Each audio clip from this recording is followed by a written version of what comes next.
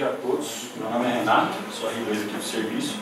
Juntamente com a professora Ana Cristina, hoje eu vou falar um pouquinho sobre estomatologia, sobre a disciplina de estomatologia. A professora me sugeriu, ao invés de apresentar um caso clínico, falar um pouco sobre um tema em específico que é bem prevalente aqui no nosso ambulatório, que é a síndrome de Jogren. Até porque a gente é o departamento responsável pela realização das biópsias, às vezes a gente recebe encaminhamento de várias disciplinas para a realização desse procedimento e ajuda no diagnóstico, além de ser uma coisa muito importante do ponto de vista da otorrinolaringologia. Então hoje eu vou falar aqui um pouquinho sobre alguns aspectos gerais da síndrome de Jogren. Depois a gente vai complementar alguns aspectos otorrinolaringológicos, a prática diária da otorrinolaringologia, as principais queixas, os exames de imagem que são importantes para a realização do diagnóstico da síndrome de Jogren. Vamos falar um pouquinho especificamente sobre os critérios de síndrome de Jogren. Depois vamos falar um pouco também sobre a realização da biópsia de glândula salivar menor, que é a atividade que a gente realiza aqui no nosso ambulatório. E vou terminar falando um pouquinho sobre a experiência que a gente tem aqui no Hospital de Clínicas da Unicamp. Começando aqui, a síndrome de Jogren é uma doença crônica autoimune, de curso normalmente benigno. Ela é caracterizada pela infiltração de células linfocitárias progressiva, causando a destruição das glândulas e, com isso, ao decorrer do tempo, reduzindo a função secretiva dessas glândulas. Ela é a segunda doença crônica autoimune mais prevalente no mundo, estima-se que cerca de 0,05% e 0,4% da população mundial seja portador dessa síndrome. É uma síndrome de diagnóstico difícil, de sintomas variáveis, então acredita-se que há um subdiagnóstico dessa síndrome, chegando às vezes até uma porcentagem de 1% da população, alguns estudos dizem. E a grande questão com a síndrome de Jogren é que, apesar de todos os estudos ao decorrer das últimas décadas, a etiologia permanece incerta. Acredita-se que fatores ambientais, genéticos e hormonais elas contribuem para o desencadeamento e para a progressão da síndrome de Jogren. Entretanto, os estudos não conseguem definir exatamente qual é o real impacto de cada um desses fatores no desenvolvimento dos sintomas. Em relação aos aspectos epidemiológicos, a idade média do início dos sintomas é entre 40 e 45 anos, e normalmente o paciente chega já com um curso de evolução da doença e acaba fazendo o diagnóstico com cerca de 50 anos ou até mais. Como as outras doenças autoimunes, é uma doença de proporção predominantemente em mulheres. Aqui na síndrome de Jogren é uma proporção de 9:1, pelo que diz a literatura. E de antemão já é importante ressaltar que, apesar do seu curso normalmente benigno, os pacientes que têm síndrome de Jogren eles têm um risco aumentado de desenvolvimento de linfoma do tipo MALT e principalmente linfoma não Hodgkin. Alguns estudos chegam a falar até de 17 vezes mais risco para os pacientes portadores da síndrome em relação à população normal. Os marcadores sorológicos para a síndrome de Jogren são anti-RO e anti-LA, não são marcadores patognomônicos e também não estão presentes em 100% dos casos. Estima-se que 60% dos pacientes portadores da síndrome têm positividade para anti-RO e 70% para anti-LA. Em relação à classificação, a gente conhece os dois tipos de síndrome de Jogren. A síndrome de Jogren primária, que ela é marcada principalmente pelos sintomas clássicos de xerostomia e xeroftalmia, a queixa de boca seca, que o paciente chega ao ambulatório, muitas vezes necessidade de acompanhamento com o oftalmologista por certa conjuntivite, mas ele não se estende só ao acometimento das glândulas salivares e das glândulas lacrimais. Acometimento de glândulas na região da vagina, na pele, no trato respiratório e no trato intestinal também é característico da síndrome de Jogren primária, podendo repercutir uma série de sintomas e uma série de consequências que a gente vai falar. A síndrome de Jogren secundária, ela normalmente está associada a uma doença do tecido conjuntivo, também autoimune. A literatura aponta que principalmente a artrite reumatoide e o lúpus eles estão relacionados à síndrome de Jogren secundária. E caracteristicamente, junto com a síndrome de Jogren secundária e essas doenças que estão de base, surgem sintomas relacionados às articulações, como as artrites, características de algumas doenças autoimunes, acometimento renal, podendo cursar com acidose tubular renal, insuficiência renal, e acometimento pulmonar também, podendo cursar com fibrose pulmonar. Em relação à xerostomia, acho que o principal sintoma da síndrome de Jogren primária e também está presente na síndrome de Jogren secundária, e eu acho que é de grande importância para o otorrinolaringologista porque é a queixa com a qual o paciente vai chegar no nosso ambulatório. É importante então a gente saber definir uma xerostomia, o grau de xerostomia, saber avaliar quais exames pedir, saber avaliar e interpretar esses exames e também saber os impactos que isso pode causar na qualidade de vida, inclusive em termos de saúde para o paciente. Sabe-se que a redução da quantidade de saliva ela pode predispor à formação de cáries, pelo efeito anticarogênico que a saliva possui. Além disso, a saliva também protege contra a desmineralização dos dentes, dos elementos dentários. Então, pacientes que têm hipocialia, né, como a gente vai discutir mais para frente, eles têm predisposição a uma erosão dentária, que pode, em associação com as cáries, gerar uma degradação bem rápida dos dentes do paciente. Também já esclarecido na literatura a função antibacteriana, bacteriostática e fungicida da saliva. Então, os pacientes que têm o sintoma de xerostomia têm predisposição a infecções oportunistas, e aqui cabe destacar as infecções fúngicas como a candidíase. A predisposição também à célula-adenite supurativa ela ocorre porque a redução da saliva predispõe à penetração de bactérias nos ductos das glândulas salivares, propiciando então a parte de infecção. Além disso, a saliva ela impede a formação de biofilm, impede a proliferação de alguns outros tipos de bactérias comensais, e a sua redução pode gerar problemas sociais como a halitose. Além disso, o desconforto é uma queixa muito grande para o paciente, porque a saliva ela tem um papel importante na mastigação, na deglutição, na parte de degustação e até mesmo da fala. Então os pacientes são bastante acometidos nessas funções quando tem uma xerostomia muito importante.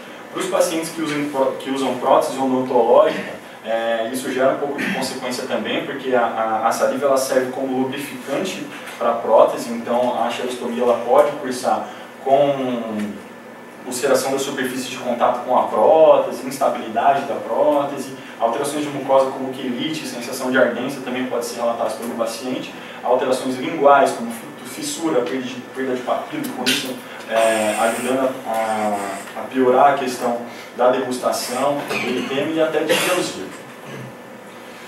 É importante ressaltar que a xerostomia ela não é patognomônica de síndrome de Sjögren, então a função do otorrinolaringologista no ambulatório também é fazer diagnóstico diferencial com algumas outras doenças que cursam com esse sintoma. Em relação às doenças sistêmicas, cabe destacar aqui a sarcoidose, o diabetes descompensado, o lúpus, às vezes o estado de hidratação do paciente também pode repercutir nesses sintomas. O uso de medicamentos de ação anticolinérgica, como antidepressivos, alguns antihistamínicos e até diuréticos podem gerar também sintomas de xerostomia sem estar relacionado a síndrome de Sjögren. E para a gente aqui, tanto no nosso serviço como na otorrinolaringologia em geral, o câncer de cabeça e pescoço em pacientes que foram tratados com radioterapia podem cursar também com sintomas de xerostomia. O diagnóstico da síndrome de Sjögren ainda permanece difícil, é um diagnóstico que envolve muita polêmica. A dificuldade no diagnóstico está principalmente relacionada ao amplo espectro clínico da doença, que pode ter desde sintomas leves, como uma redução da produção de saliva ou uma queixa de xerostomia leve, até, como eu já falei, repercussões importantes do ponto de vista sistêmico, insuficiência renal, pode cursar com acometimento do sistema nervoso periférico, pode cursar também com algumas alterações pulmonares, nódulos subcutâneos. Então, assim, o espectro clínico da síndrome de Sjögren é muito amplo, o que torna difícil o diagnóstico. Além disso, não há nenhum exame clínico ou laboratorial que por si só faça o diagnóstico da síndrome de Sjögren. É necessário um conjunto de critérios, como a gente vê mais para frente, o que torna um pouquinho mais complicada a realização do diagnóstico. A literatura, do decorrer das últimas décadas, ela apresenta algumas divergências, principalmente em relação a grupos distintos de estudos unicêntricos. A comunidade europeia, até um tempo atrás, defendia alguns critérios, enquanto a sociedade americana defendia outros critérios, o que ao decorrer da história da síndrome de Sjögren tornou muito difícil o levantamento de dados padronizados a respeito dessa síndrome. Mas em 2002 foram elaborados alguns critérios e realizado o consenso americano e europeu, que definiu os critérios para o diagnóstico da síndrome de Sjögren. Essa é a tabela dos critérios diagnósticos, então ela envolve 6 itens. Desses 6 itens, 2 itens são obtidos através da própria anamnese com o paciente. O item 1 ele envolve os sintomas oftalmológicos, então depende da busca da pergunta ativa ao paciente se ele tem tido queixa de olhos secos nos últimos 3 meses, se ele tem necessidade de uso de lágrimas artificiais, de lubrificante mais de 3 vezes ao dia, se ele tem sensação recorrente de areia nos olhos. Para a parte da otorrinolaringologia, é importante na nossa anamnese perguntar a respeito das queixas de xerostomia, se a sensação de boca seca o paciente sente de forma recorrente há mais de 3 meses. Uma coisa que a gente vai ver também a seguir é a dilatação, podendo haver dilatação de glândulas salivares. Isso tem que ser perguntado para o paciente se ele nota edema das glândulas salivares, formação de nódulos na região da mucosa oral. Frequentemente, se o paciente frequentemente tem que beber líquidos para acompanhar a deglutição ou até mesmo para falar, alguns testes específicos oculares, a gente vai falar um pouquinho deles daqui a pouco, são também um critério diagnóstico. Para a gente, a grande importância aqui é a histopatologia, eu vou falar mais detalhadamente também, mas basicamente a presença de um foco linfocitário num espaço pré-definido de 4 mm² é um critério, inclusive, obrigatório para o diagnóstico da síndrome de Sjögren primária. O envolvimento de glândula salivar também pode ser avaliado por alguns outros exames, como a cialometria, como a cialografia e a cintilografia, além da pesquisa dos anticorpos, podendo ter presença de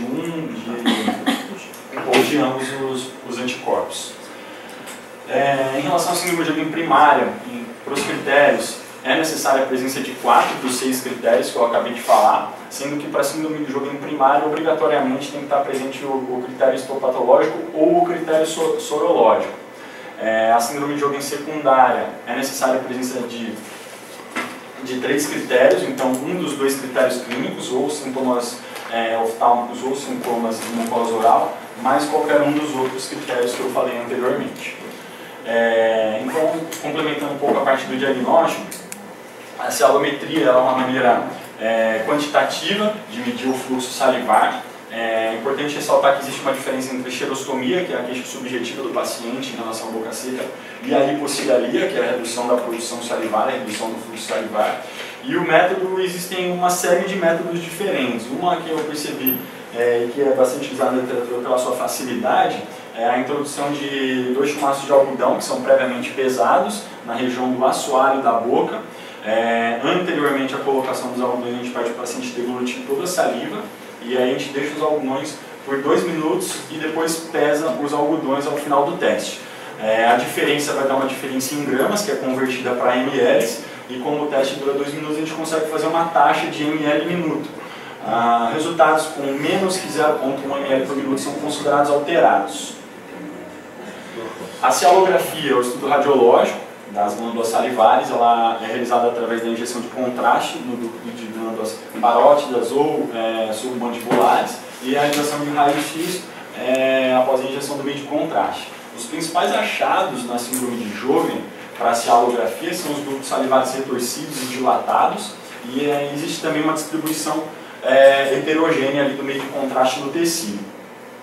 A cialografia ela é incluída como critério diagnóstico pelo consenso americano e europeu, e algumas desvantagens são que há um grande número de falsos negativos e falsos positivos no método, além de quando você tem um grau de destruição muito avançado na glândula, você pode ter retenção do meio de contraste. Juntamente com a aplicação da cialografia nos critérios, foi colocada uma escala que ela envolve 5 graus, onde o grau 0 é uma imagem normal, sem nenhuma alteração, já que o grau 4 é uma grande destruição, alteração anatômica completa ali da glândula, e os estágios intermediários ele é caracterizado pela deposição do contraste no tecido glandular, em relação a menos de 1 milímetro, entre 1 e 2 milímetros ou mais de 2 milímetros. Aqui é uma imagem de uma cialografia normal, a gente consegue perceber o ducto principal com as ramificações, então uma glândula salivar bem desenhada, com a distribuição homogênea do meio de contraste. Em contrapartida aqui a gente tem uma glândula salivar de um paciente já com uma distribuição praticamente completa da glândula, tendo uma dilatação importante do ducto, a distribuição heterogênea do meio de contraste aqui nas glândulas salivares. A cintilografia ela é um exame também utilizado para a definição ajuda no diagnóstico da síndrome de Sjögren, ela é realizada pela captação da radiação, utilizado é o tecnésio. As vantagens é que ela fornece informações não somente anatômicas das glândulas, mas aspectos funcionais também. E além de ser um exame não invasivo, como não há necessidade de injeção de meio de contraste nas glândulas. O que se sabe é que depois da injeção endovenosa do meio de contraste, ele se acumula depois de 10 minutos nas glândulas e ele é secretado entre 20 e 30 minutos. Na síndrome de Sjögren, a gente consegue avaliar funcionalmente isso pelo atraso na depressão do meio de contraste. E ele é um exame incluído como critério de diagnóstico aí pela sociedade. A ressonância magnética e a ultrassonografia, elas têm ganhado cada vez mais espaço nos últimos anos, principalmente por serem exames não invasivos e por conseguir fazer uma caracterização precisa anatômica da glândula salivar sem necessidade de injeção de contraste também. Os principais achados, o tecido glandular ele aparece heterogêneo e salpicado nesses exames, além de percepção da ultrassom de múltiplos nódulos que podem ser de diferentes tamanhos a decorrer do grau de destruição da glândula. Eles têm substituído um pouco a salografia, justamente por conta disso, por não ser invasivo, por não necessitar de injeção de contraste. E apesar disso, ele não é incluído nos critérios diagnósticos. E uma ressalva aqui é de que o ultrassom, a gente tem que pensar que ele é um examinador dependente. A espectroscopia é um exame um pouco mais recente. E os autores defendem que a série de alterações químicas, de reações moleculares que acontecem nos tecidos biológicos, eles geram uma impressão digital molecular e que na síndrome de Sjögren a alteração desses processos pode gerar uma alteração nessa impressão molecular e isso pode ajudar na detecção dos primeiros sintomas, principalmente nos estágios iniciais, quando a gente ainda através dos outros métodos não consegue perceber. Só para título de complementação, os testes oftalmológicos que são realizados são o teste de Schirmer, que ele é uma medição quantitativa da produção de lágrimas pelo olho. A gente coloca a fitinha e o normal é que seja mais de 10 milímetros, num período de 5 minutos. E o teste de rosa bengala ele é um colírio, um corante, que ele cora especialmente as células que têm algum tipo de acometimento, que estão sofrendo algum tipo de injúria, provavelmente relacionada à xerostomia. O teste de Schiller ele é vendido pronto já, e o colírio para o teste de rosa bengala também, ele já é comprado pronto também. Agora falando um pouco mais da biópsia de glândula salivar, ela foi introduzida em 1968, e a função é realmente avaliar o grau de acometimento da glândula salivar na síndrome de Sjögren. Ela tem uma baixa morbidade quando a gente compara com biópsias de outras glândulas salivares maiores, e é um exame de maior acurácia para o diagnóstico.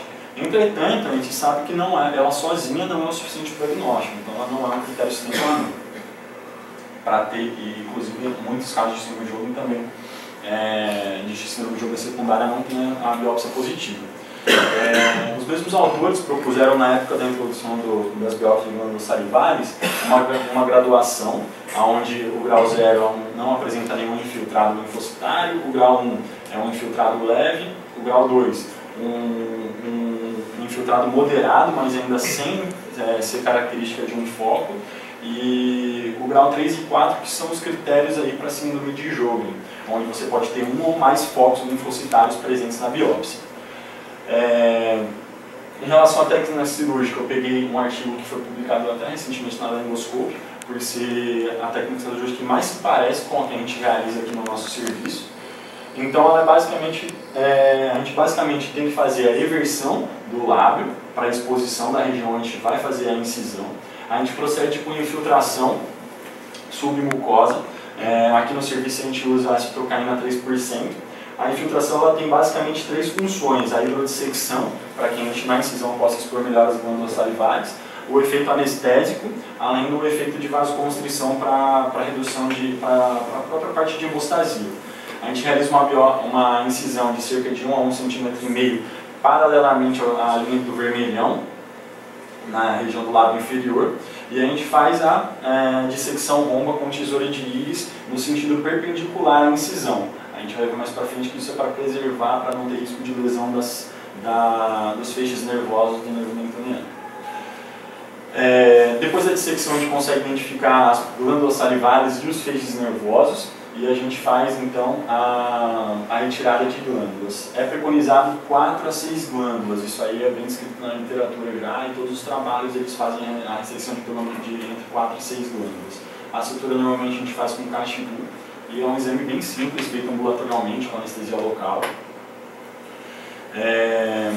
Para complementar um pouco a respeito de técnicas, o que parece na literatura é que, como a biópsia de glândula salivar vem ganhando cada vez mais importância a partir de 2002, com a introdução nos critérios do consenso americano e europeu, várias técnicas têm sido propostas por diferentes estudos. E uma coisa que existe dificuldade na padronização da realização da técnica. Eu coloquei a título de curiosidade esse artigo, que ele faz uma revisão dessas técnicas, ele fala justamente isso, e ele propõe a introdução de um novo aparelho que seria um fórceps, né, para padronizar a incisão, padronizar a realização da biópsia, e aí facilitando aí a método. Isso aqui o autor relata que ele tem um conflito de interesse, né, como era esperado. Em relação às complicações da biópsia de glândula salivar, as principais complicações são alterações de sensibilidade local, que geralmente são transitórias, anestesia ou hipoestesia, formação de hematoma, apesar de rara, ela pode acontecer, formação de granulomas, ou seja, uma resposta inflamatória exacerbada ali no local da biópsia também pode acontecer, a deiscência de sutura e a dor local. Esse estudo, realizado em 2008, é um estudo com um N grande de 502 pacientes, e ele descreve uma prevalência de 12,7% de complicação, dentre as quais as principais são a parestesia e um inchaço no local, e também o hematoma foi descrito em alguns casos. Em relação à histopatologia, a predominância de células são os linfócitos TCD4, cerca de 60% a 70%, mas também presentes na anatomia patológica os linfócitos B. E é notado em relação a essas células que existe uma hiperatividade e uma produção de imunoglobulina, IgM e IgG local também. Caracteristicamente falando, os focos linfocitários é um agrupamento de 50 ou mais células linfocitárias, e ele pode estar presente tanto periductal quanto perivascular. Alguns estudos até sugerem que a periductal é mais presente na síndrome de Odom primária e a perivascular na síndrome de Odom secundária, só que isso não é bem definido ainda na literatura. A quantidade de focos por milímetro, então, um ou mais focos é considerado positividade por critério, e alguns trabalhos vêm mostrando também a presença de sinais de astrofia sinar, de fibrose e de dilatação ductal, como a gente também até viu na filografia. Entretanto, isso aqui não é considerado como positividade de critério. Aqui está uma foto, então, mostrando uma glândula salivar menor, encapsulada, em um aumento de 100 vezes. E a gente consegue perceber o infiltrado linfocitário periductal aqui, nas glândulas salivares menores. Isso aqui é característico da síndrome de Jogren. Esse outro corte histológico aqui, ele mostra uma glândula salivar menor, aqui em cima a gente tem a mucosa, certo? E ele mostra os infiltrados linfocitários. No número 2 e 3 aqui, a gente consegue perceber já bastante sinal de fibrose intersticial, sinais de atrofia, provavelmente um dano mais importante aí à estrutura da glândula salivar. As setas verdes, elas mostram os feixes nervosos, o que mostra que é bem importante na realização da biópsia tomar bastante cuidado para não ter lesão dos feixes nervosos, então realizar a biópsia com a técnica correta para não ter esse tipo de complicação.